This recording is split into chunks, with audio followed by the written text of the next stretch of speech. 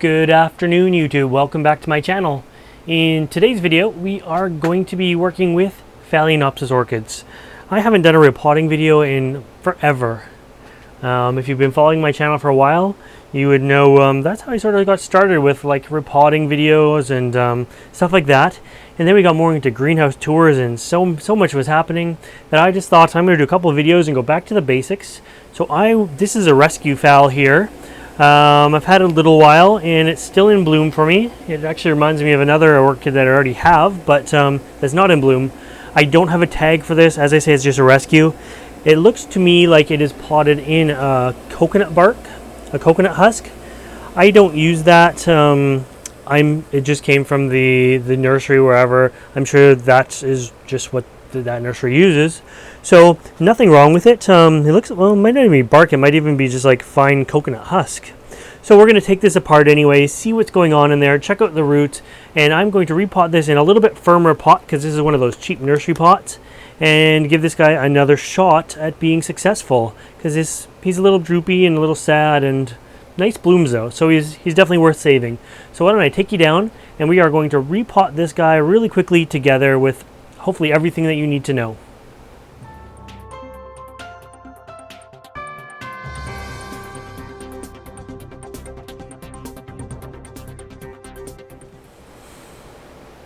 Okay, brought you down. I'm just supporting this spike here because it's going to tip over. I really should have staked this spike ahead of time, but I just want to give you a close up there of the media. And I have my trusty white trays out here. I have some sterilized scissors just in case I need to cut some roots. Even if you do everything right, there's always going to be some old roots. Roots just don't last forever that are going to be not so healthy. This one, I don't know what kind of conditions it really has. I threw in a little bit of dolomite lime when I first got the plant a few months back just to neutralize any acidity that was going on because I knew I was not going to get to it right away. And yeah, so let's just take this guy out and see what it's going to look like. Now, as I stated, it's planted in a coconut husk.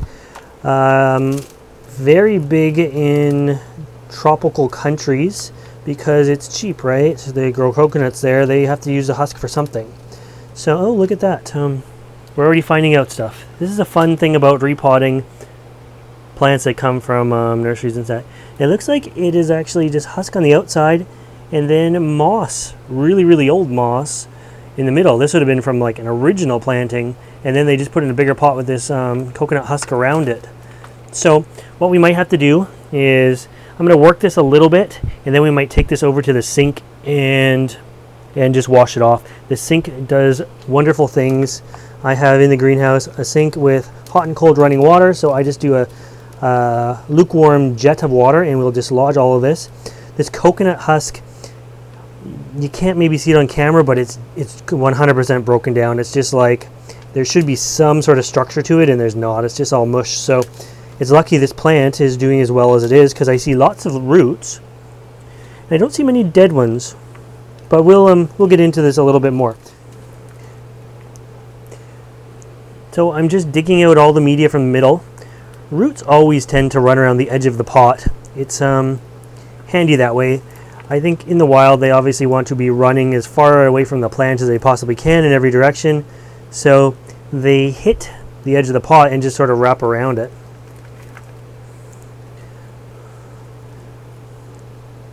All right. Well, you can still kind of see the structure. I haven't even been to the sink yet, but you can still kind of see the structure of the entire pot. So let's head over to the sink and give it a final spray and see what we're working with. Okay, moved you to the sink. So I love having a sink in the greenhouse. If I was doing this in the house, I would still use a sink, although you need sort of a strainer in there. My sink solids are allowed to go out because this is just clean water that washes out onto my lawn afterwards. But without a sink, there's no way to really get rid of all of this, the little bits and pieces that are in and around the roots. You can tap them a little bit, but to really truly get them clean and ready for a repotting, I like to give it just a little spray. I've got my jet of water here, and it's just on a low setting. I'm just going to give it a rinse off. As I said, it's lukewarm, and this media is so broken down, you can see it's just dust. So we'll clean it right up. Leave none of the old acidic media. the reason we want to do this before the roots break down is, or before the media breaks down, is because the media becomes acidic and it rots the roots really quickly. Orchid roots like a little bit of acidity, but not extreme acidity, so that is why we like to repot, and I like to repot every couple of years or so. So here's one dead root. I don't know if I can balance this and then we can focus. Dead root definitely looks a little bit different than a live root, but all in all, I'm pretty happy. There's another dead root in the middle here. I'm just going to remove these. They're coming right off, honestly. They don't even need to be cut with scissors, so that's great. But most of these roots are going to be either green and healthy. They turn green when they're wet, or sort of a silvery like this if they're exposed to too much, not too much, if they're exposed to air. So this plant all in all looks really, really nice. The roots are pretty good. I think it's going to make a nice recovery. I'm just picking out the dead stuff. It's going to make a nice recovery. We have two options here, and on repotting this guy, these roots here will break very easily. They bend a bit, but if you try to disrupt them and like string them out straight, you're going to have a whole bunch of broken roots. The plant's not going to be very happy, and it looks like it's going to be a fairly happy plant just as it is. I've already picked out a pot. The pot is the same size as the old pot. It is just a firm plastic pot with some vent holes in it instead. So it's basically the same size anyways. So I'm going to try not to disrupt this much. I'm just going to replant this right in this pot as it is. So you're going to see I repot things a little differently. And I try to make the media work with the roots as opposed to making the roots work with the media. So we're going to take this guy back over to the table now that he is all cleaned up, and we will see what we can do for repotting this. Okay, we're back to the table. Here is the old media that will be going into the bin there, into the compost. And I'm going to put this guy back down on my new tray. Move that guy over there. And get rid of the old pot, because it is these pots here are just, they're useless. They're meant for nurseries. They're ultra cheap, and yeah, they don't have any structure to them at all. So I think they're just useless. This is a reasonably clean recycled pot that I've used on another orchid. I gave it a bleach down just before we started, and then rinse the bleach off after about a 5-minute soak, and that will hopefully clean it up just that little bit further. And we're going to try to get this guy back into a pot of similar size without disrupting the roots. Now, I prepared some media ahead of time. I prepare my media as needed, but I have all the main ingredients in the greenhouse. And this one I decided, there's a bit of orchid bark in there, a bit of perlite, but it's going to be a mainly moss mix. Due to just how busy I am in my watering schedule, I'm finding moss is working really good for me lately. If you have a heavy hand at water, you're going to want to sub in a lot more bark than I'm using. You can use 50% bark, or if you have a really heavy hand at water, use all bark if you like to water your plants every day. I don't like to water every day. I basically wait till the moss is dry to the touch, and then I re-water. I realize when it's dry to the touch, to me, it's still got some water in the core, and it works for me. So what I'm going to do is gently just fill this hole back up with moss. That's going to be a great start for it, isn't it? And so that way we know the worst thing you can do is like spread these roots out and then like put them in the pot and then pack moss all around them so all the roots like close up together. We want the roots spread out anyways, so this is just for me an easy way to do this. And so there's some on the inside. Now I am repotting this. I don't want all these roots touching the outside if I can possibly help it. So here's where it's tricky to do with a camera in your face, but I'm going to try to do this for you guys. I'm going to put some on the outside, a thin layer. You need multiple hands here. I could not do this if I didn't have a tripod going. There's a little bit of media in the bottom of the pot, and I'm just going to hold this, and in one big motion, I'm going to slide this all back in there, just as it was. And voila. Hopefully you guys have seen that and my hand wasn't in the way.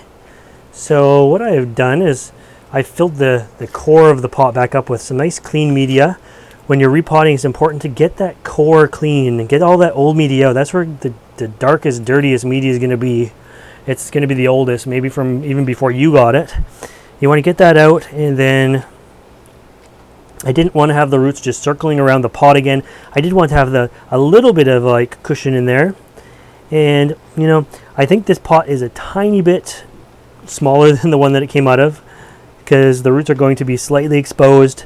But it's just sort of exactly as it was. They're kind of coming up on a mound. Lots of air to it. You don't want to plant the plant so deep that the crown is buried. You don't want this part under at all. Up to about where the roots start is as far as I would possibly go with this guy. And I'm happy with him just as he is, because he has so many roots in the media that it's not even going to matter. So let's see if I can put this guy here. And I wasn't prepared for this part, but found it off camera. I always have a little bit of dolomite lime slash crushed oyster shells, and I'm just going to put a little on the top there, and that is going to buy my media a little bit of time. I live in an area where my water is very soft and very acidic. It has about 20 parts per million of total dissolved solids in. It's a very soft water, and that just helps. It's going to keep it from going too acidic too fast. The oyster shell and the dolomite lime is made of calcium and magnesium, so it's going to slowly kind of have a slow release fertilizer, which I think is going to benefit it as well. And I'm going to put a tag in it that says today's date, because if I don't do that, I'm going to totally forget when I repotted this guy. And I like to repot things about every 2 years. So yeah, that is repotting a Phalaenopsis orchid. I hope you like this video. If you want to see more videos like this, make sure you subscribe to my channel. A closing note on this guy: I did this video, I did this repotting on video with you guys because it needed to be done. Normally, wait till the orchids are done blooming. Don't just, I am taking a risk that these orchids are going to fade faster now, just because it's been repotted. But for me, that's okay. I can see 12 other Phalaenopsis orchids in bloom right now in my greenhouse, so I'm okay if this guy fades a little early. I just needed to get it repotted. So with that, if you don't want your orchid bloom to fade, maybe, and it's not an emergency, just wait until it's done and go from there.